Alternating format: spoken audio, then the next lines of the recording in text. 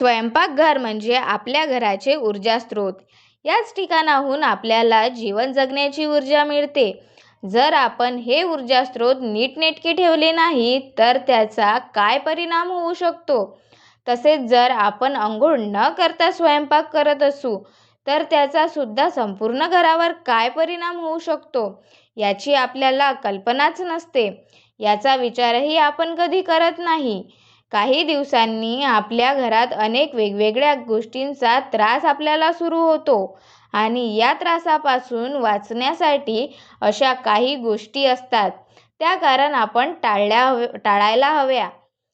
मग कोणत्या आहेत त्या गोष्टी? चला जाणून घेऊया.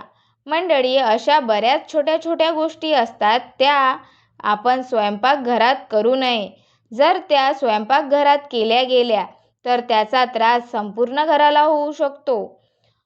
स्वयंपाकघर हे आपल्या घरातील एक पवित्र स्थान आहे, ज्या ठिकाणाहून आपल्या घरातील प्रत्येकाला ऊर्जा मिळते. तसेच त्या ठिकाणी अन्नपूर्णा देवीचा वास असतो. ज्या घरावर अन्नपूर्णा देवी प्रसन्न असते त्या घरात आनंदाचे वातावरण असते. काही ठिकाणी अशा काही चुकांच्या गोष्टी होत असतात, त्यामुळे देवी अन्नपूर्णा घरातून निघून जाते. तसेच त्या घरात नेहमीच अन्नपाण्याचा तुटवडा जाणवतो.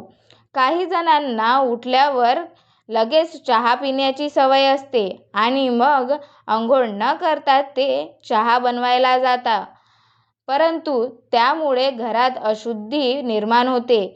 सर्वांना सकाळी कामानिमित्त लवकर बाहेर जायचे असते, हे मान्य. पण अशा वेळी सुद्धा अंघोळ न करता घरात स्वयंपाक केला जातो आणि हे सुद्धा चुकीचे आहे. अंघोळ न करता केलेला स्वयंपाक हा अशुद्ध मानला जातो. आणि मंडळी, आपल्याला सगळ्यांना तर हे माहीतच आहे की ज्या प्रकारचे अन्न आपण ग्रहण करतो तसेच आपले विचार होतात आणि आपल्याकडून कृती सुद्धा त्या विचारांप्रमाणेच केली जाते. आणि अंघोळ न करता शिजवलेल्या अन्नाची पवित्रता राहत नाही. हे अन्न अशुद्ध बनते आणि तेच अन्न आपण ग्रहण करतो. त्यानंतर आपल्या मनात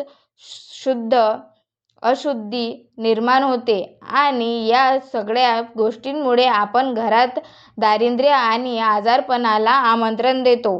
म्हणूनच स्वयंपाकघरात प्रवेश करण्याआधी अंघोळ करावी आणि त्यानंतर स्वयंपाकघर झाडून पुसून स्वच्छ करावे. नंतर कामाला सुरुवात करावी.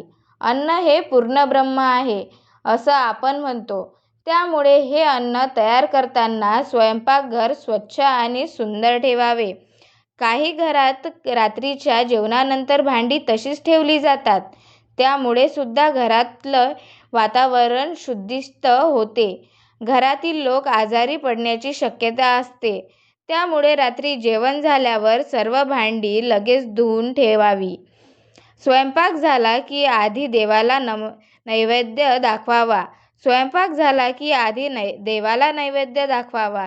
यासाठी आपल्याला स्वयंपाक आंघोळ करूनच करायला हवा. आपण जर अन्न हे देवाला नैवेद्य दाखवून खाल्ले तर ते नुसते अन्न न राहता देवाचा प्रसाद होतो आणि त्यानंतर जेवण करावे. पण हे सगळे तेव्हाच शक्य आहे जेव्हा आपण अंघोळीनंतरच स्वयंपाक करू. त्यामुळे स्वयंपाकघरात अंघोळ केल्यानंतरच प्रवेश केला जावा. मग मंडळी, तुमच्या घरात नक्की काय होते कमेंट करून आम्हाला नक्की सांगा आणि आमच्या चॅनलला लाईक आणि सबस्क्राईब करायला विसरू नका. धन्यवाद.